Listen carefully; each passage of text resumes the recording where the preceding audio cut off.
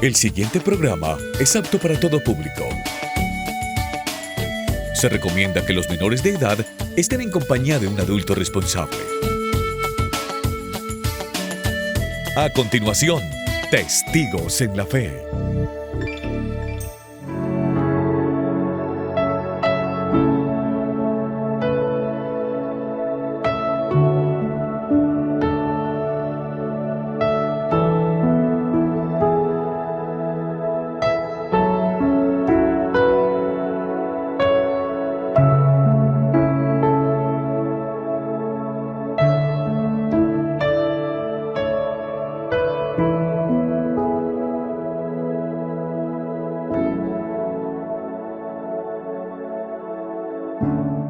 Un saludo muy cordial a todas las personas que en este momento se disponen a compartir con nosotros nuestro programa Testigos en la Fe. Un espacio que disfruto mucho justamente porque nos da la oportunidad de compartir este tesoro que todos tenemos, la fe. Acercarnos a la palabra del Señor, acercarnos a la doctrina de la Iglesia, tener también un acercamiento a lo que ha sido el testimonio de diferentes santos a lo largo de la historia. Bienvenidos.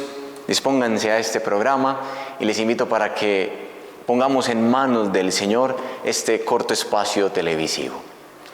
En el nombre del Padre, del Hijo y del Espíritu Santo. Amén. Te damos gracias, Señor, por tus bondades manifestadas en nuestras vidas de tantas maneras. Te pedimos nos concedas la gracia de tu Divino Espíritu. Inspíranos las palabras, los pensamientos, las acciones, para que toda nuestra vida sea movida por tu gracia y en consecuencia te agrademos más. Bendice, Señor, este canal, bendice a todos nuestros televidentes, bendice nuestra parroquia. Que tu gracia, Señor, inspire nuestras obras, las sostenga y acompañe, para que todo lo que hagamos brote de ti, que eres su fuente, y se dirija a ti, que eres su fin. Por Jesucristo nuestro Señor. Amén.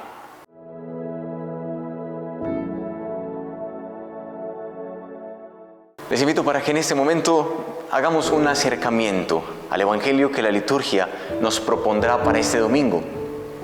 Cabe señalar que ahora es el primer domingo del tiempo de la Cuaresma y los textos que vamos a escuchar durante este tiempo de la Cuaresma intencionadamente nos los propone la liturgia con el ánimo de disponernos mejor a vivir este tiempo de la Cuaresma que también nos prepara para la celebración próxima de la Pascua.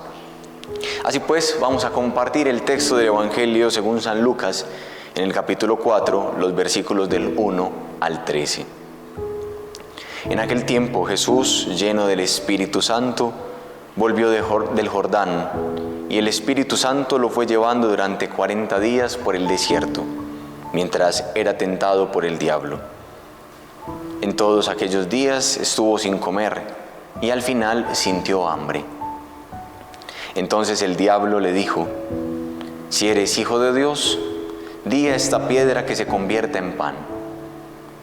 Jesús le contestó: está escrito, no solo de pan vive el hombre. Después, llevándole a lo alto, el diablo le mostró en un instante todos los reinos del mundo y le dijo: te daré el poder y la gloria de todo eso, porque a mí me ha sido dado, y yo lo doy a quien quiero.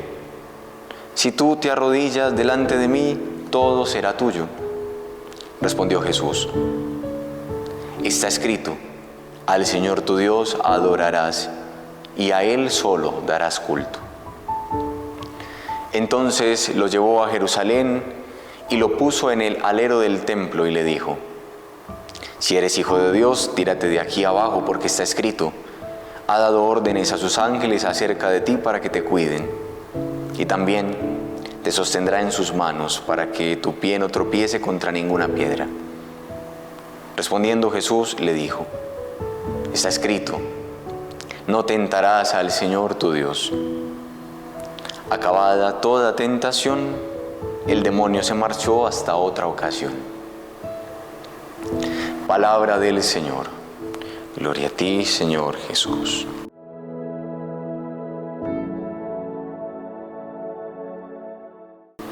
Como es costumbre, cada domingo de Cuaresma, particularmente este primer domingo de Cuaresma, la liturgia nos ofrece este famoso evangelio, pudiéramos llamarlo así, de las tentaciones de Jesús en el desierto.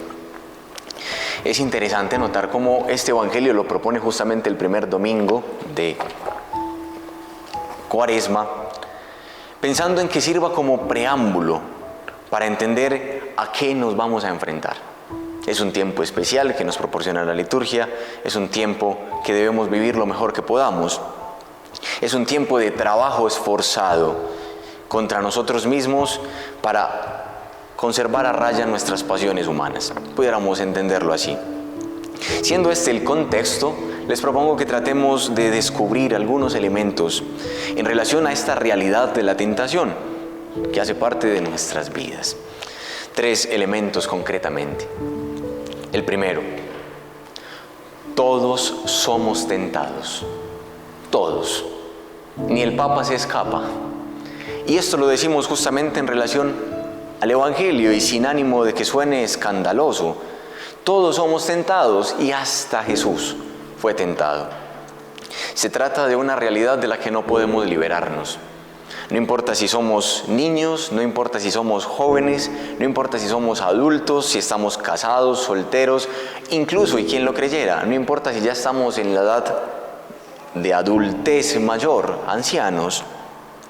Y no solamente me estoy refiriendo a las tentaciones carnales, se refiere sobre todo a esta capacidad que todos tenemos de tomar decisiones. ¿Por qué estoy diciendo esto? Y me parece importante señalarlo. Miren, si esto es así, y afirmamos que todos somos tentados, conviene entonces despersonalizar la tentación. Padre, ¿cómo así? Me voy a explicar. Es que la gente le dice a uno, Padre, es que yo caí en la tentación. Y cuando a uno le dicen esto, uno hasta se imagina que hubo alguien que le empujó. Y entonces, como consecuencia, cayó en la tentación. Cuando se entiende así la tentación, se disminuye la responsabilidad personal. Ah, es que el diablo me tentó, yo caí, pero él fue el malintencionado. No, es verdad que existe el tentador, pero no obliga a nadie. Todos somos tentados y pudiéramos afirmarlo de esta manera.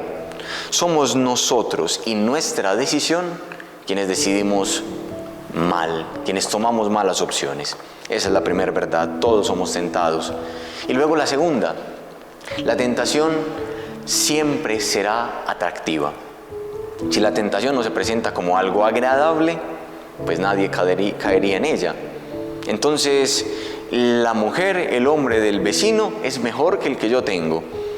Esa platica, no, es que me serviría mucho. Es que este postrecito, aunque ya estoy lleno, se ve delicioso. Qué rico dormir 15 minuticos más. Tentaciones cotidianas a las que todos estamos expuestos. Cuando uno entiende así la tentación, descubrirá entonces que es necesario hacer un ejercicio que consiste en pensar que no renunciamos a la tentación simplemente porque sea desagradable, ya dijimos que no lo es. Renunciamos a la tentación pensando en un bien mayor, en algo que es más grande, en una realidad que nos dará una mayor felicidad. Y finalmente, la tercera idea en relación a este evangelio: podemos vencer.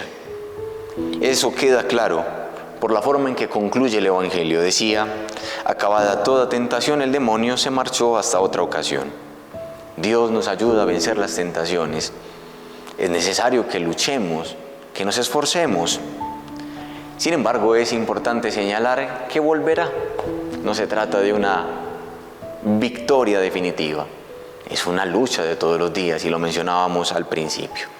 Qué bueno entonces que a la luz de este evangelio nosotros reconozcamos en nuestras vidas esta realidad. No para sentirnos angustiados, no para escandalizarnos, sino para descubrir que si bien todos seremos tentados y esa tentación es agradable, en nombre de Dios y con su ayuda podremos vencer.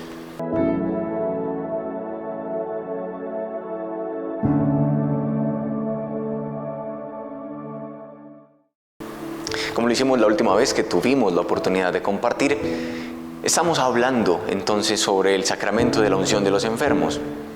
es justamente el énfasis que nos propone nuestra diócesis de Sonsón Río Negro para este año. Y conviene hacer un repaso brevísimo de lo que se dijo la vez pasada que tuvimos la ocasión de compartir.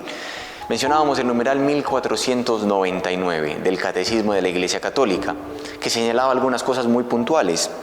Decía que la unción de los enfermos era exclusivamente esta, sacramental, diferente a otras unciones que pueden existir dentro de la Iglesia. Decíamos que solamente el sacerdote era ministro de este sacramento, solamente lo puede administrar un sacerdote.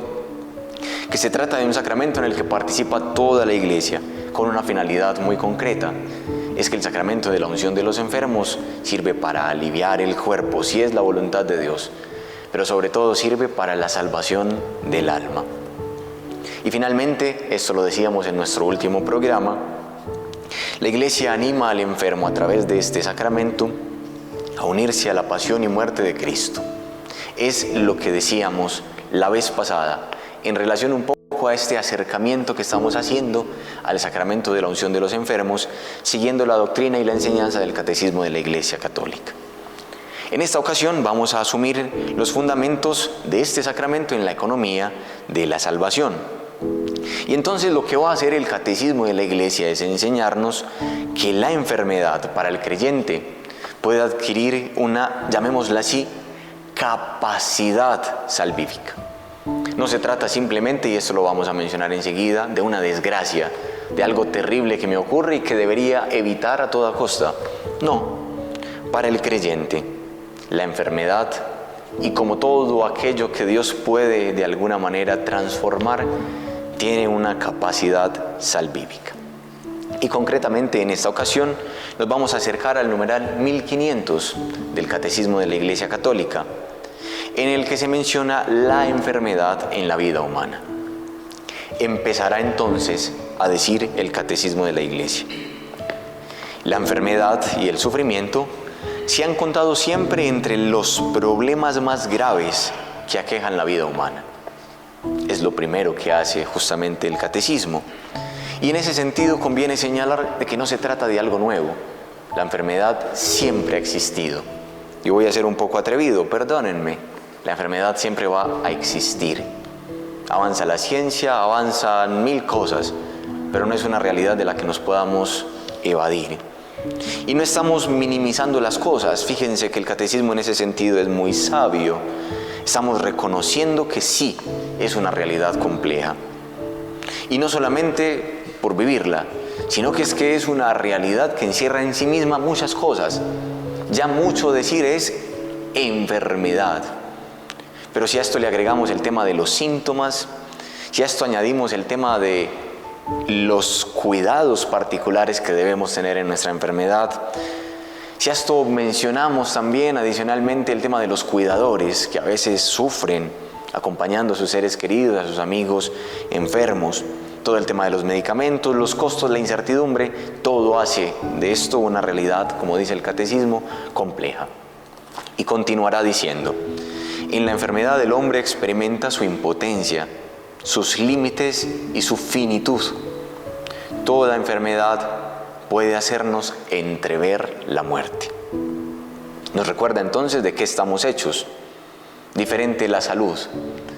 Cuando uno tiene salud, como es el caso del joven, siente que lo puede todo. Y entonces el joven no se cuida mucho, la alimentación es como quiere, los cuidados no son tan urgentes. Pero diferente cuando comenzamos a experimentar justamente esta realidad de la enfermedad. Esto es justamente lo que nos dice el Catecismo en el numeral 1500. Ahora nos podemos acercar brevemente al numeral 1501, en el que se comienza a mencionar algunos elementos adicionales que pueden presentarse ante la enfermedad. Vamos a señalar algunos elementos negativos, pero otros que también terminan siendo positivos, partiendo de nuestra fe.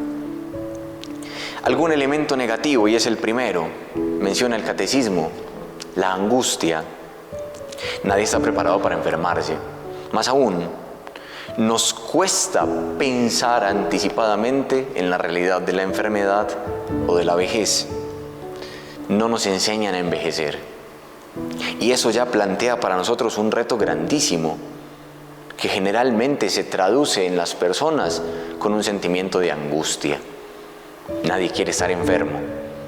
Y eso es lamentable, no es algo que podamos aplaudir. Luego se menciona otro elemento negativo. Dice el catecismo que en muchas ocasiones la enfermedad lleva a replegarnos sobre nosotros mismos. Nos enfocamos exclusivamente en nosotros.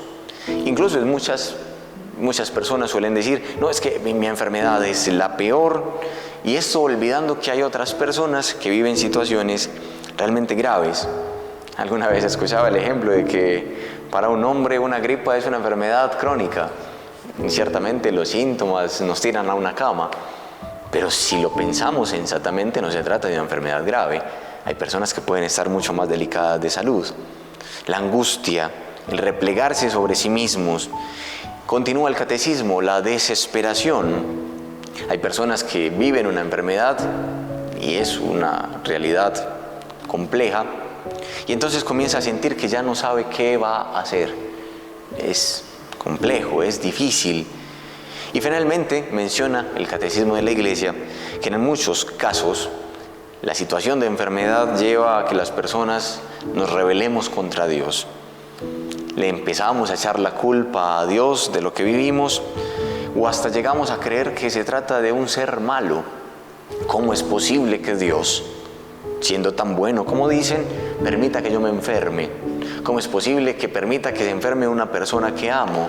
¿Cómo es posible que permita que esa enfermedad me aproxime a la muerte, o que con la vejez se debiliten las fuerzas y todo en nosotros comience a tener, digamos, una dificultad adicional? Todas estas realidades negativas, lo que está haciendo el catecismo es exponerlas a manera de claridad ante nosotros. Pero no solamente esto es lo que podemos decir en relación a la enfermedad. También podemos decir algo un poco más afortunado, cosas positivas. Dirá el catecismo, esto en el numeral 1501, que muchas veces la enfermedad nos lleva a madurar, a ver la vida con otros ojos. Incluso, y esto es muy afortunado, pudiéramos decir que nos sirve como para ponernos las gafas de Dios, aprender a ser más misericordiosos con los demás. Y no solamente esto de que podamos madurar, la enfermedad en otras ocasiones también servirá para ayudarnos a descubrir qué es esencial en la vida y qué no lo es. Y entonces es muy curioso que las personas que han padecido una enfermedad grave o prolongada, o la ancianidad en sí misma, comienzan a darse cuenta de que la vida no es simplemente algo que deba estar en función del dinero, de la fama, ni siquiera de los honores, porque cuando llega la enfermedad comenzamos a descubrir que todo eso es pasajero, mientras que la salud, la familia, el tiempo compartido adquieren un valor y una profundidad adicional. Y finalmente el catecismo entonces enseña que la enfermedad puede ayudarnos a buscar a Dios. Es que Dios, ya lo hemos mencionado, sabe sacar cosas buenas de situaciones que nosotros humanamente consideraríamos terriblemente malas. Este es entonces un análisis que hace el catecismo en relación al tema de la enfermedad, para luego acercarnos a lo que sería la unción de los enfermos. La enfermedad en la vida humana, una realidad que no podemos eludir, que es compleja, que es difícil y que presenta para nosotros diferentes, digamos, perspectivas, unas negativas, otras positivas.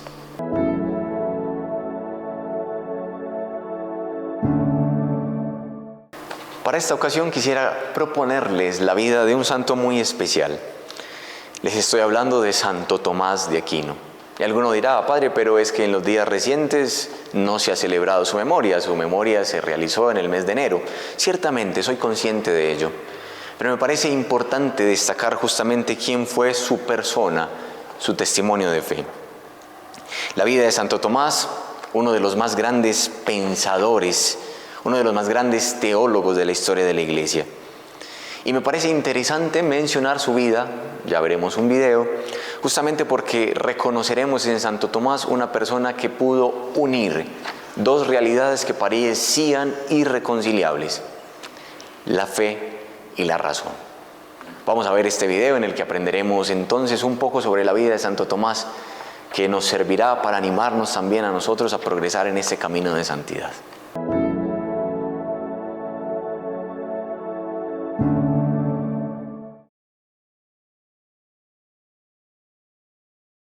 Mi nombre es Alberto Magno, doctor de la Iglesia. He recibido honores académicos y filosóficos que muchos considerarían envidiables. Pero déjenme decirles que lo que más agradezco en mis más de 80 años de vida es haber conocido a un hombre que llegará a ser considerado quizás el pensador más importante de la cristiandad. Su nombre era Tomás de Aquino, y esta es su historia. Tomás nació en 1225, en el castillo de Rocaseca, cerca de Aquino, Italia. Fue el menor de 10 hijos de una familia de linaje aristocrático. Un santo ermitaño le profetizó a su madre, Teodora, que su hijo entraría en una orden de frailes mendicantes y al que nadie igualaría en sabiduría y santidad. Pero sus padres deseaban que Tomás siguiera una carrera acorde a su nobleza. Cuando tenía 5 años, su padre lo hizo entrar al monasterio de Montecassino con la esperanza de que llegara a reemplazar al abad. Desde un inicio, Tomás destacó por su gran inteligencia y su mente curiosa, sobre todo con respecto a Dios y la religión.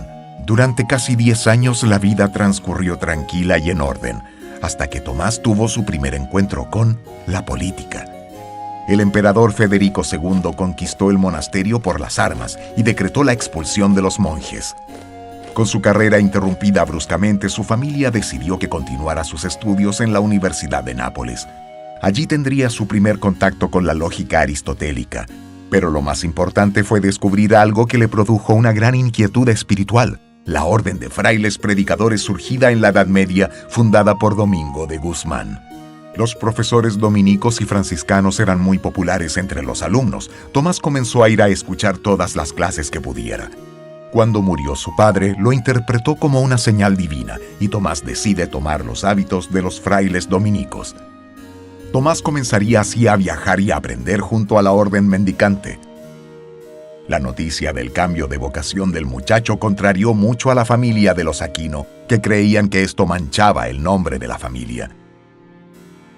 Por ello, Tomás fue raptado por sus hermanos.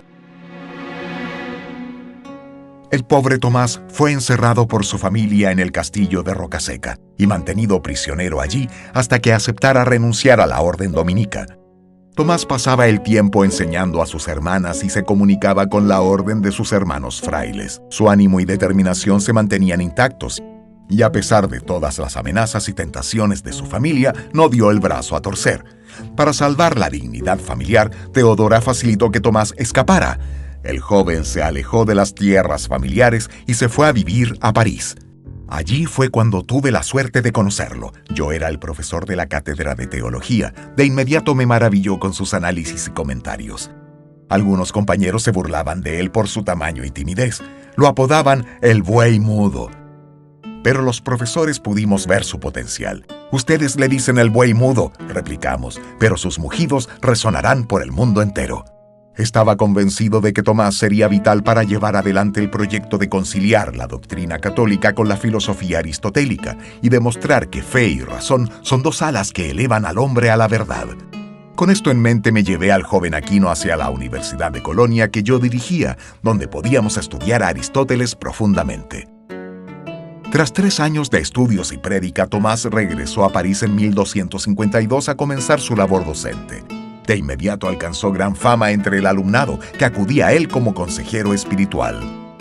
Tomás pudo recibirse de doctor y comenzar la etapa más prolífica de su carrera como lector y docente. Viajó por toda Europa, comentó numerosas obras de Aristóteles y escribió tratados que tocaron el alma de la sociedad cristiana del momento, uniendo por fin la razón y la fe, trabajando con honestidad para encontrar la verdad profunda de las cosas, viniese de donde viniese. Su obra más importante, que le tomó casi 10 años, fue la Suma Teológica, escrita entre 1265 y 1274. Compilaba respuestas a asuntos de fe y doctrina para todos los fieles. Sus publicaciones le dieron gran fama entre estudiantes y profesores, tanto que el Papa Urbano IV lo nombró su consejero personal. Se cuenta que Tomás vivió muchas experiencias místicas. En una de ellas, el sacristán de una capilla lo vio levitar mientras rezaba frente a un crucifijo. Cristo le habló y le dijo que había escrito muy bien sobre él y su doctrina. Al preguntarle qué recompensa deseaba, Tomás dijo: «Nada más que a ti, Señor». Tras esta experiencia, sin embargo, nunca más volvió a escribir nada. Cuando se le insistía, replicaba que lo que le había sido revelado era tan grande que todo lo escrito por él hasta ahora le parecía paja que podía ser quemada. A pesar de lo anterior, se le encargó la fundación de un nuevo capítulo de la Orden en Nápoles y aceptó la invitación del Papa para ir a un concilio en Lyon. Pero cuando aún iba en camino, cayó gravemente enfermo y fue llevado a la abadía de Fossanova en Italia. Sintiendo que pronto Dios lo llamaría a su lado, Tomás pidió que lo dejaran morir en ese lugar, una casa religiosa. Allí, tras recibir los últimos sacramentos, antes de cumplir los 50 años, su alma abandonó su cuerpo, dejando como legado una de las obras filosóficas más importantes del cristianismo. Tomás de Aquino prestó el mejor servicio que podía dar, servir a sus hermanos para corregir el error y enseñarles la verdad. Siguió la vocación a la que se sintió llamado, contemplar la verdad para llevársela a otros. A los que lo conocimos y le sobrevivimos, nos toca recoger su legado y hacerlo llegar a todos ustedes, para que tengan en él un ejemplo a seguir para vivir una vida plena y perseguir sus sueños con honestidad y dedicación.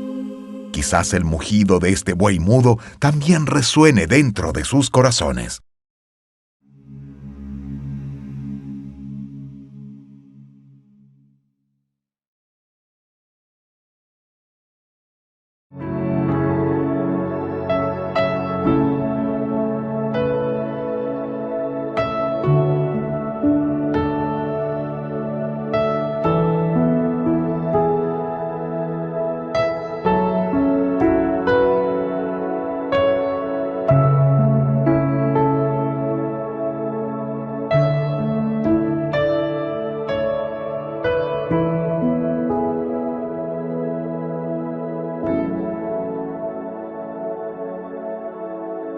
Vale la pena pues entonces adentrarnos a la vida y la historia de Santo Tomás de Aquino, gran pensador, gran filósofo, que ha dejado a la Iglesia, como lo hemos visto, un legado maravilloso. Y no solamente pues quedarnos con esto que de momento compartimos en nuestro programa, sino profundizar un poco más. La Iglesia siempre ha visto con muy buenos ojos la teología de Santo Tomás de Aquino. Así que si nosotros gustamos del estudio de la teología, en Santo Tomás de Aquino encontraremos una fuente de inspiración y de sabiduría muy profunda, muy fidedigna. Que el Señor les bendiga a todos ustedes, les conceda un resto de día muy feliz, que su bendición les acompañe en todo lo que realicen, en el nombre del Padre, del Hijo y del Espíritu Santo. Amén.